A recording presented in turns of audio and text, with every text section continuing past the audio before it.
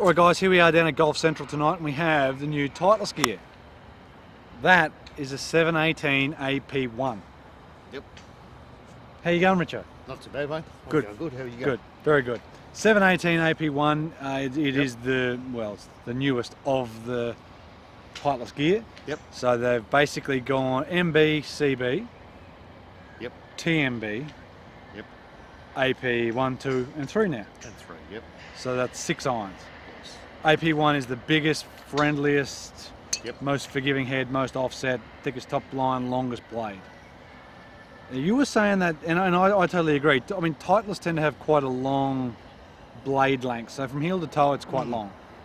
I find a little bit off-putting. Yeah. Yep. I know I'm not the greatest striker in the world, but I just find that the blade length to me just puts me off a little bit. Yeah, so you've got Richardson's effectively the same sort of game-improving golf club.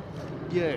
And it's not quite that big when you put it down by the ball. No, it's a bit more compact, probably. So I suppose... Otherwise pretty similar, but... Yeah, similar but different. Same but different? No.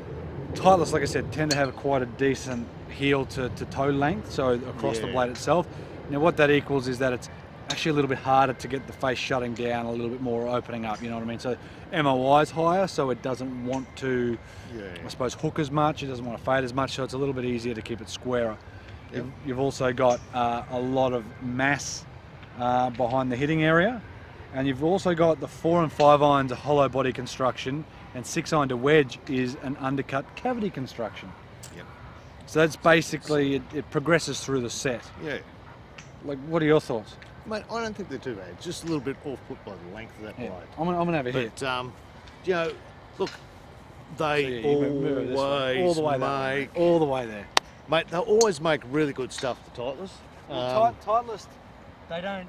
Again, it's the same thing as Ping. They don't muck around, really, do they? No. Ping always made very good, solid stuff. Like, you know what you're going to get. Yeah, and you buy a set of those, you're going to get a good quality set of golf clubs. Yeah, correct. So, you know, I'd imagine with the 3 different makes now, you could probably blend these down a little bit as well. There you go. It's pretty straight, but yeah, I imagine you could take a 4, 5, 6 iron in those, and maybe the AP3s. In the shorter irons if you wish to? Yeah, so basically you could do AP1 and 3s together. Yep. AP2s and everything else doesn't really work. So you can go AP2s and CBs. So for those people that don't know, the AP3 actually sits between 1 and 2. Correct. So, yeah, it's a little bit off-putting because you're thinking to go 1, 2, 3, but unfortunately the 1s and 2s were already out and then they came up with the 3, which sits right in the middle. So... Like I said, they are very easy to hit. They do go a long way. Yeah, like mate, they'd probably be good for you. I need them. But, you know, quite strong lofts again. Pitching wedge is like 43 degrees or 44 degrees. Yeah, and then it is pretty strong. Then there's a 48 degree gap wedge. Mine's at 44. Yeah, in Richardson's. I'm pretty sure this is like 43 or so. And which is very strong, which can throw you out a little bit at the other end. Yeah, of course. So certainly with your wedges, like so where your next wedge comes in. Yeah, so it's 43 degree pitching wedge, and then it's 48 in a wedge 2. So if you carry a 54 and a 58, yeah, you're in trouble. You've got a big gap between those. So yeah. I mean, like I said, they are quite strong, but that's not a huge drama. I mean, that's sort of where it's at. They still launch very well. Yep. They go a very long way.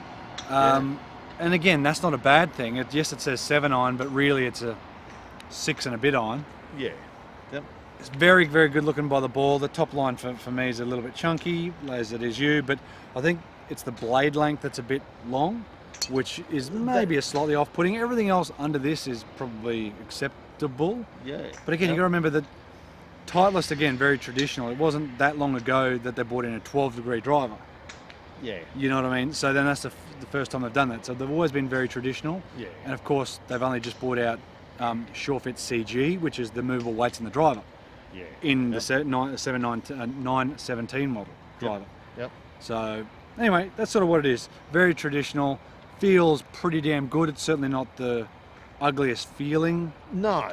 John, what if I game improving golf club? I certainly wouldn't play any worse. No, heck no. So, like I said, across the range, their stuff's very solid. very good. Yeah, Titleist just don't stuff around. You just know what you're going to get. You got the loyalists that will always be Titleist. And do you know what? There's good reason. Look, I don't blame them. No, there's good reason. Like, there's plenty of people that are very, but if you look at all their models that come out, they all look pretty good. You're correct, and it's very subtle. Like in the back there's no too many bells and whistles and stuff. It's quite subtle, which is the colour's always been just sort of black and silver, maybe a little bit of red or something. Yeah, I think AP1s have always had a bit of red in them. Yep. AP2s are kind of blackish. It's not a lot. No, it's the tiniest little bit. It's so, like you said, always been a bit more traditional. They're not prepared to sort of throw too many colours out there. No. But you know, they obviously have a very loyal bunch of people that. That's what they stick to. And sort of the good thing is they do a 2-year life cycle as well. So 2 years in the irons, 2 years in the woods, but they every second or every year there's something new. So there'll be a woods, and then there'll be the irons, and there'll be woods, then there'll be irons. So it's in every 2 years. But which is good. And again, better than some who just have a whole lot out there whenever they decide to. So you know what you're getting with Titleist, and you know what you're getting something damn so good here. So give them a go if you haven't given them a go. Comment down below on if you've got AP1s, if you like them, and also we'll get onto the AP3s next probably. Comment if you like the AP3s compared to the AP1s, because they're a very similar club, just a little bit smaller. There'd be a lot of people around my level that would be right in the middle of those. Yep. So you'd look at it and go, do I go to the AP3 or do I stick with the AP1? But you know, look, I think if you bought either, you'd be pretty happy. You're not going to be far off. No. Anyway guys, thanks for checking out the video. Go check out the AP1s. I know there's the 718s. There'll be new ones coming, you know, in the distant future. The woods aren't far away, so yeah. Anyway, check them out guys. Check out the AP1s. Beautiful. Cheers guys.